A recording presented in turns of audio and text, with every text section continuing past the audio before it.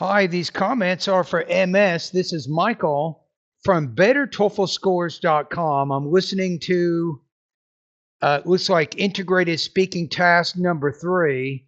So you had a question in here. You say, here's today's prompt. I'm going to listen to it in just a minute. Say, I remember you told me to use the present simple throughout the integrated speaking task, but in this prompt, I felt I had to use the past tense in the second part of it. It's probably okay. Say, please tell me if it's right or wrong, and if wrong, how could I have used the present tense in that situation? Now, let's be careful about your grammar here. So please tell me if that was right or wrong, and if wrong, how I could have used. So when you're using how, this is called a noun clause. And noun clauses need to have statement, not question word order. So no subject, verb, inversion is needed. So again, how I could have used the present tense in such a case. So I understand where you're coming from. So I get it. I think it's possible. So you're explaining maybe the professor in the listening passage. So the professor gives an example of his daughter who 2 years previously enrolled in a blah blah blah. So there you go into the past tense. So if the speaker gives an example that clearly it happened in the past, and you're explaining what that event was, I think the past tense would be appropriate in that case. I can see where you're going with this question. Let's listen to your response now. So you have 1 minute and 6 seconds. Here we go. And like I normally do, I'm going to start in that the 3 area right here. So let's see how you do. What you're doing, does it compare to the delivery, language use, and topic development in the 3 category? Or are you higher or lower than that? Okay, here we go. The reading passage discusses the concept called mental accounting, and the professor in the lecture gives an example to further illustrate it. Okay, so far, present tense sounds good. You have your compound sentence connecting both the main points of the reading and the listening passage. So far, so good. First of all, mental accounting, according to the author, is described as when people get their paycheck and then divide it into 2 portions. One portion they put at the bank, and the other they spend almost fully, which make it difficult for people to manage. Which makes it difficult for us. You're running into a few problems right there. And listen to this one more time. This is more of your language use. To further illustrate it. First of all, mental accounting, according to the author, is described as when people get their paycheck and then divide it into 2 portions. One portion they divide it into 2 portions. So right there, that I would end the sentence right there. Trying to do something, trying to add to that within the same sentence is going to be too difficult to control. So I think you should stop the sentence right there. Listen to it again. Paycheck and then divide it into 2 portions. One portion they put at the bank, and the other, instead of saying one portion or part of the paycheck is allocated toward the bank, they spend almost fully, which make it difficult for people to manage their money wisely and achieve their long-term financial. And they spend it what? That second part, I'm not quite sure. They spend almost fully, which make it difficult for people to manage. They spend almost fully, but fully on what? They spend it on frivolous expenses. They spend it on the mortgage, car payments, insurance, and so on. So that's a little bit vague, what you're saying right there. Their money wisely and achieve their long-term financial goals.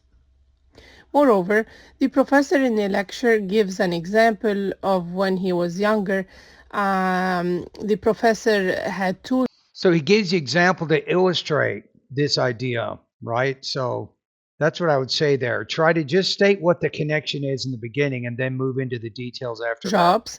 He used to work at the office during the weekdays and at a restaurant. So yeah, you could say the professor explains that he used to work in a blah, blah, blah. So he's explaining, and then you're using the past tense verb to talk about that past tense example. So I think that you're controlling your past tense correctly there, as far as I can tell. And during the weekend, he saved money from the office job to buy a house, and he spent almost all the money. He saved money and then spent. From the waiter job on dinner video CDs, looking back now, he realizes that he could have gotten the house. Yeah, but you're running into some issues. This is what I call pacing.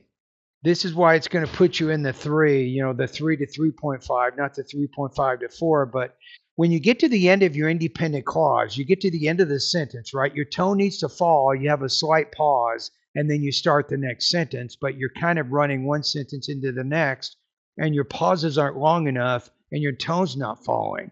So that's a pacing issue there. Be careful about that. Way sooner if he saved the waiter job money. To sum up, the professor shows through this example what mental accounting is. I think you controlled your verb tenses. So you switched into the past tense when your professor was explaining the past tense event. So I think that was fine. You were using appropriate present tense verbs as you're summarizing his ideas or introducing some of those ideas that you did use the past tense to explain. So I think that was not a major issue, but you did run into some language use issues and then some problems with delivery. I think would bring this below 26. So let me listen to the whole thing one more time. I'll give you some final comments. The reading passage discusses the concept called mental accounting, and the professor in the lecture gives an example to further illustrate it. First of all, mental accounting, according to the author, is described as when people get their paycheck and then divide it into two portions. One portion they put at the bank, and the other they spend Or one portion is deposited into the bank and then the other is spent on. almost fully, which make it difficult for people to manage their money wisely. Yeah, that's where you get into trouble, is spent fully, but on what? So they're allocating some of the money to the bank and then some of the money is going elsewhere. Where is it being spent on? And achieve their long-term financial goals. Moreover, the professor in the lecture gives an example of when he was younger. The professor had two jobs.